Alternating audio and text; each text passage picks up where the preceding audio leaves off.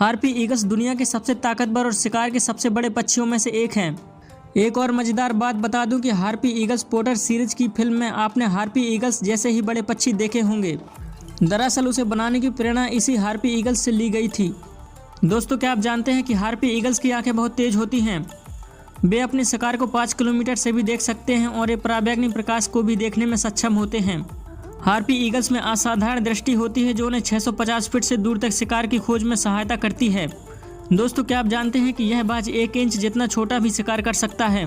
दोस्तों, यह जानकर आपको आश्चर्य होगा कि हार्पी ईगल्स अपना जीवन साथी भी चुनते हैं। बाल्ड ईगल्स उड़ते समय भी संभोग कर सकते हैं। वे एक ही साथी के साथ जीवन भर संभोग करते हैं।